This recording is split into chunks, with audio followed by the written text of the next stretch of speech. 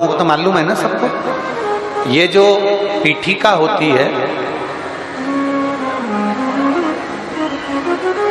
इस पीठिका में एक मिनट देखो, इसको इससे समझो। ये जो पीठिका है, ये पीठिका माता पार्वती जी का हस्त कमल, इस पीठिका, ये भगवान शंकर का शिवलिंग हो गया। ऊपर से जो जलाधारी में से एक एक बूंद पानी नीचे टपकता है, वो भगवान शंकर की 5 बेटियां जया, विषहरा, शामली बारी, दौतली और देव। और इस पीठिका के सम्मुख में जहां से पानी नीचे गिरता है, जहां से ये जो बाग आगे जाके होता है, जहां से पानी नीचे गिरता है, इसके राइट में श्री गणेश जी, लेफ्ट में श्री कार्तिकेय जी और मध्य में एक मोटी सी, प्रत्येक शंकर के शिवलिंग की जलाधारी में एक मोटी सी बीच में एक लाइन होती है, मोटी सी। वो स्थान अशोक सुंदरी का होता है। वो स्थान अशोक सुंदरी का होता है, उसको अशोक सुंदरी का स्थान।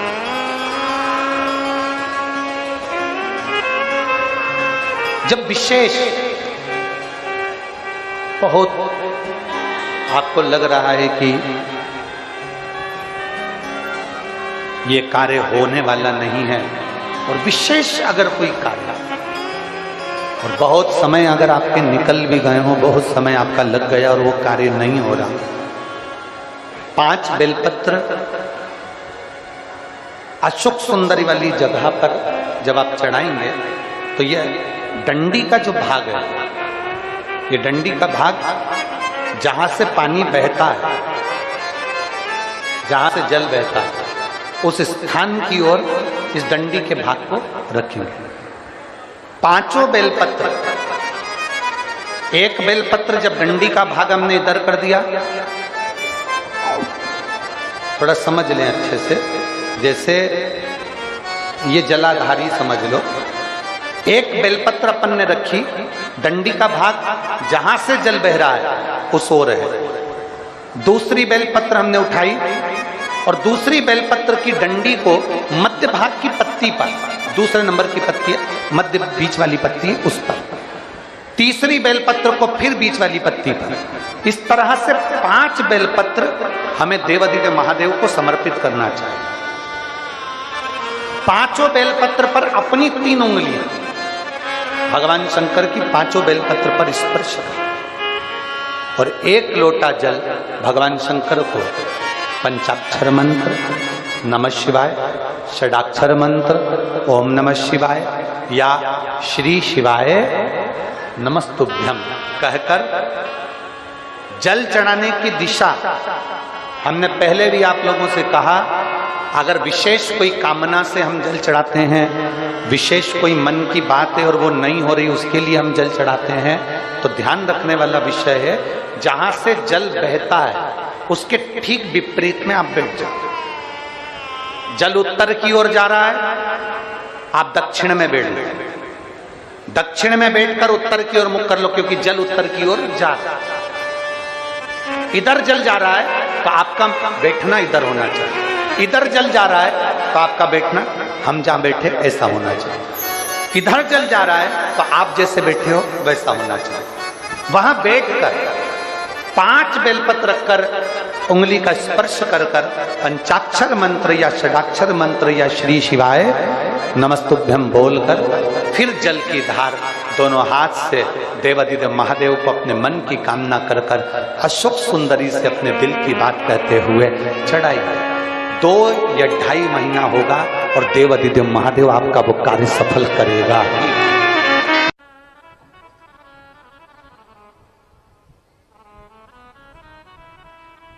जब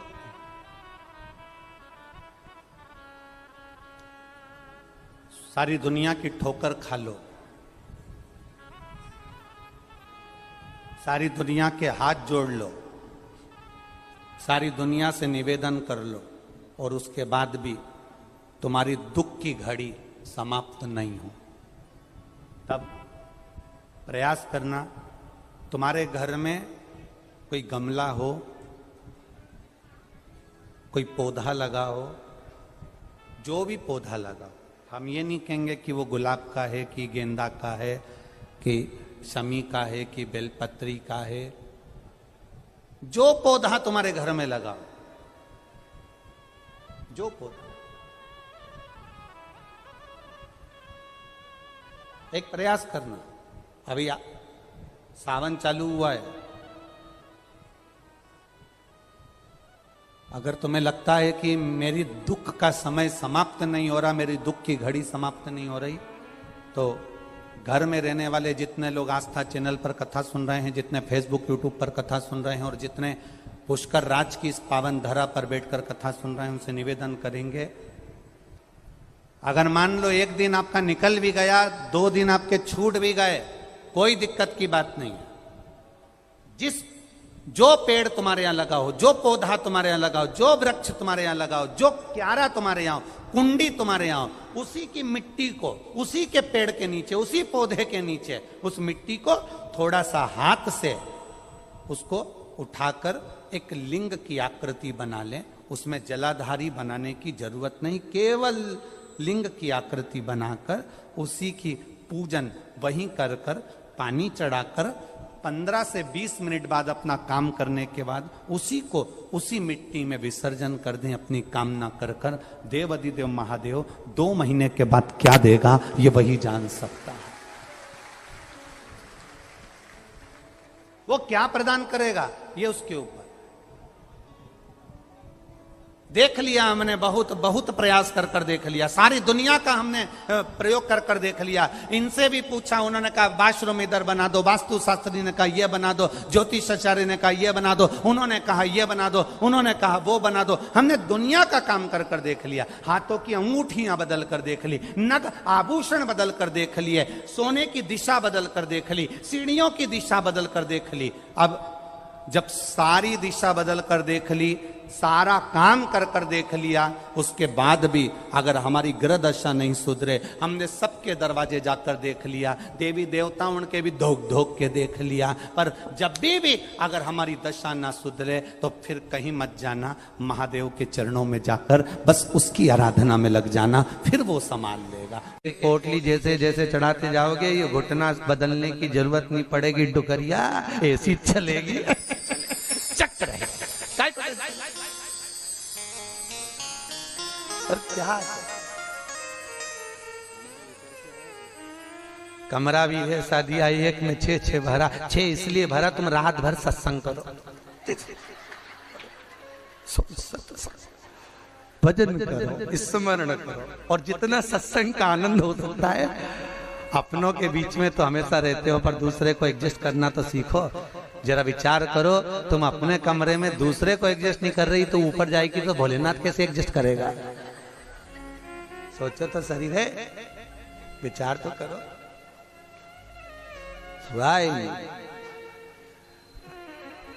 भगवान शिव की कथा है, 24,000 श्लोक शिव महापुराण में है, 12 संहिता, और एक संहिता भगवान शंकर को समर्पित है। भगवान शिव 6 सूत्र शिव महापुराण के हैं कि शंकर को पाने के 6 सूत्र बताएं। पहला, मस्तक पर तिलक लगा दो, त्रिपुंड लगा लो, नहीं लगा सकते तो गले में रुद्राक्ष की माला पहन लो, इतना भी नहीं कर सकते, तीसरे नंबर का सूत्र है कि भगवान शंकर का मंत्र जाप कर लो, नमः शिवाय, ओम नमः शिवाय। ये भी नहीं कर सकते तो मंदिर में शंकर जी को 1 लोटा पानी चढ़ा दो, चौथा सूत्र। 5वां सूत्र है, इतना भी नहीं कर सकते तो किसी शंकर के मंदिर के पास में से निकल कर चले जाओ तो शंकर के मंदिर का शिखर का दर्शन हो जाएगा, शिखर दर्शनम सर्व पाप नाशनम, बस उतना भी बहुत है। ये 5।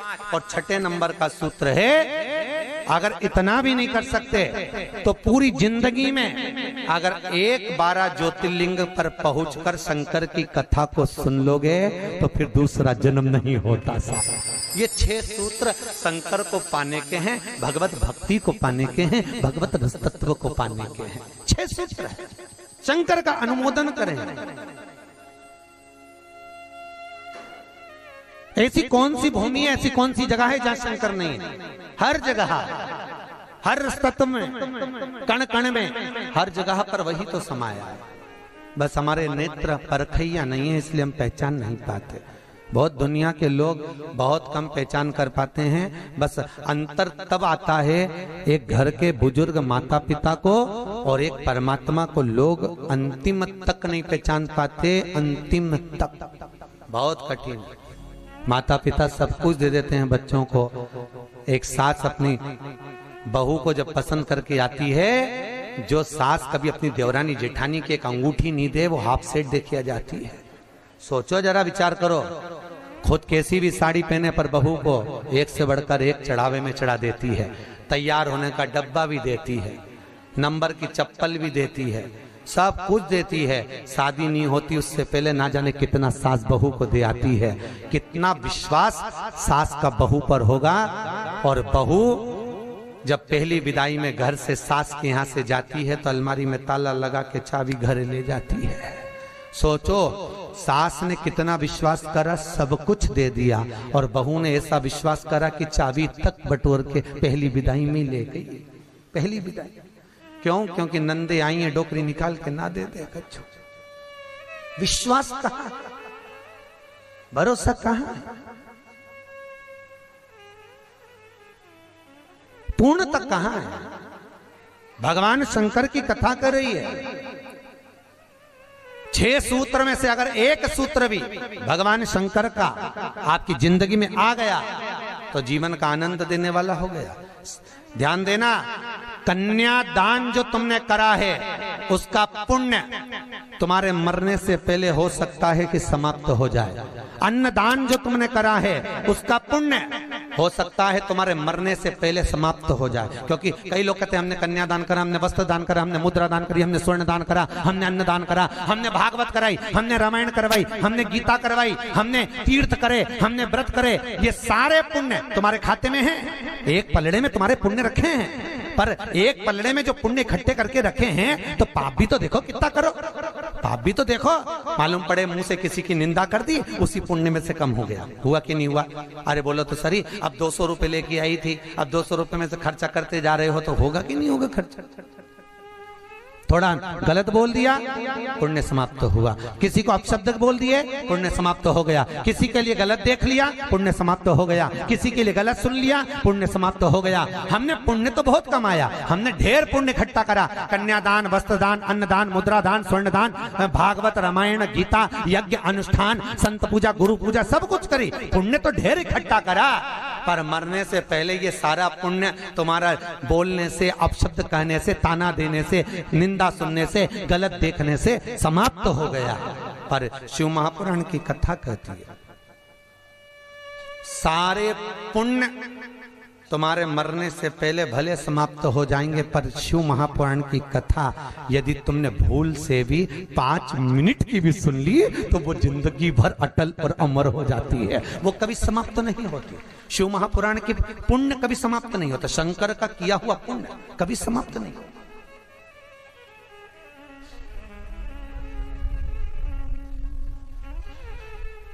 आज वो कोई कह रहा था, गुरुजी वो हम पोटलियां बना के लाए हैं तो एक एक मंदिर में पोटली चढ़ाएं और कई चढ़ाएं। हमने कहा लो, आए हो इतनी दूर तीर्थ करने के लिए, 5 रुपया, 10 रुपया, 2 रुपया करो, जो तुम्हारी मर्जी पड़े चढ़ाओ। 84 महादेव का क्या बार-बार दर्शन करने जाओगे? ब्रज 84 कोस की परिक्रमा तो तुमने ना जाने कितनी बार लगा ली होगी ब्रजमंडल में पहुंचकर, पर 84 महादेव का दर्शन करने के लिए आए हो। और वो 84 महादेव जिसको स्वयं भगवान शंकर की बहन छिप्रिया ने प्रकट किया था, शंकर के ही रूप तत्व से 84 रूप में उनको प्रकट किया है। पूरे विश्व में कहीं पर नहीं है, केवल उज्जैन में, केवल उज्जैन। तो भगवान शंकर की कथा कर रहे हैं, भगवान भोलेनाथ का चरित्र वर्णन कर रहा है। 6 सूत्र में से एक सूत्र भी अपनी जिंदगी में उतारा तो जीवन सार्थक हो गया। मात्र भगवान शंकर की पावन कथा का रसतत्व ग्रहण करें। एक देवराज नाम का ब्राह्मण शरीर में ताप पड़ गया और शरीर में ताप पड़ने के कारण बहुत ताप पड़ा तो शंकर के मंदिर में पहुंच गया, बैठा। अब वहां तो थोड़ी थोड़ी देर में शंकर के मंदिर में कथा हो रही थी, प्रवचन चल रहे थे, शिव महापुराण का चरित्र चल रहा था और ये थोड़ी थोड़ी देर में पंडित जी चिल्लाए हर हर महादेव। अब जैसे ही पंडित जी चिल्लाए तो इसके शरीर में ताप पड़े, इसको आ रहा बुखार। अब बुखार आए और कहीं का चिल्लाए, सिर दर्द हो और कहीं का चिल्लाए तो बड़ा बुरा लगे महाराज। अब इसको तो बड़ा अंदर से खटकाओ कि बताओ मेरे तो शरीर में ताप पड़ रहा है, महाराज हर हर महादेव चिल्ला रहा है, पर बोल सकता नहीं।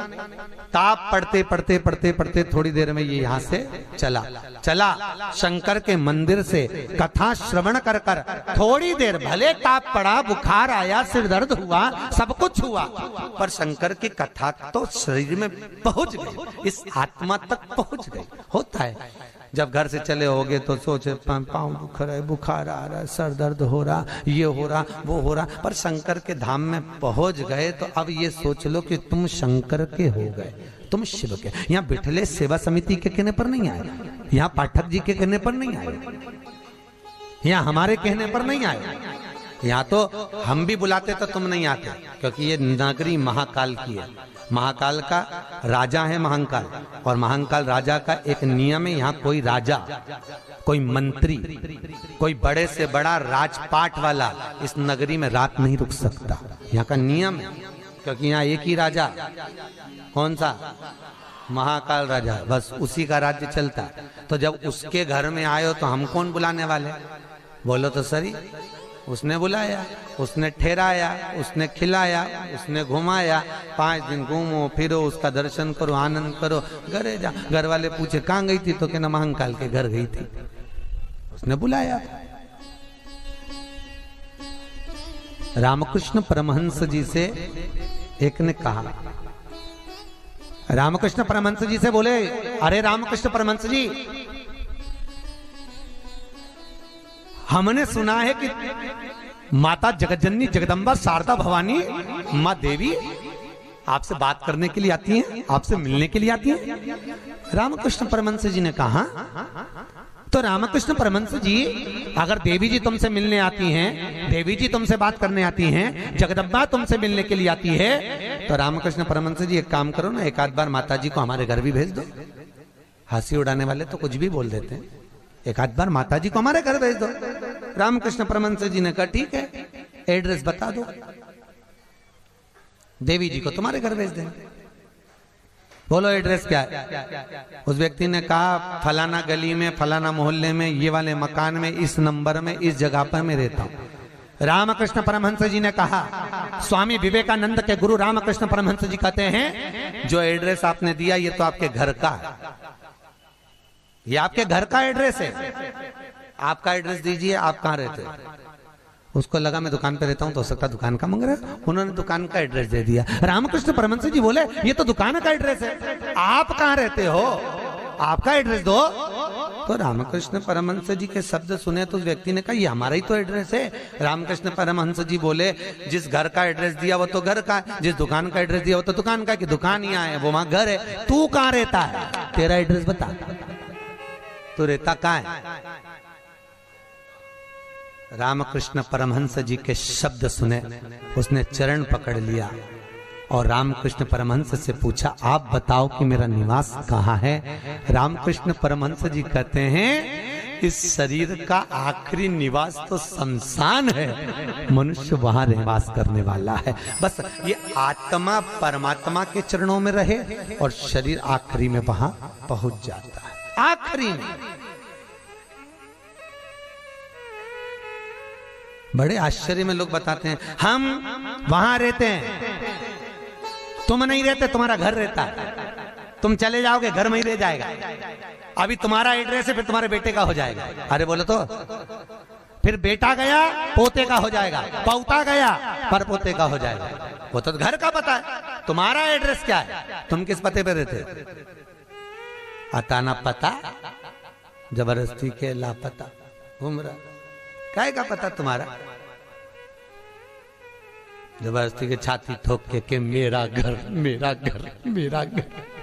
एक आध दिन यमराज आई गया, उठा के ले गया, सब धाड़ धाड़ रोएंगे। 2-3 महीने के बाद, 4-6 महीने के बाद बेटा नेम प्लेट निकाल के खुद की चिपका देगा, मेरा घर है का घर तुम्हारा।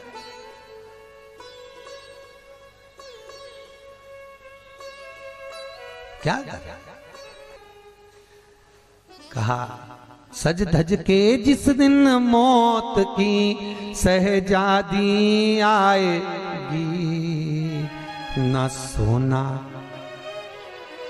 हमसे भी लोग कहते हैं गुरुजी तुम कथा वाचते हो, इतना सारा सोना मोना पहन के पहनते हो। तो हमने कहा जजमान लोग दे तो क्यों नहीं पहने। अरे बोलो तो दीजिए, कई करे कई बाद में जोड़ जोड़ के औलाद के देखे ना, तो है तो तुम्हारे पास भी, बस तुम भी जोड़ जोड़ के लाख कर में अलमारी में लाख कर में, और एक आध दिन मर गई और सारा पड़ा की पड़ा रह गया, ऊपर जाके याद करेगी वाला हार तो पीना ही नहीं, फिर कई मतलब का सब पहना कई करे वो कर।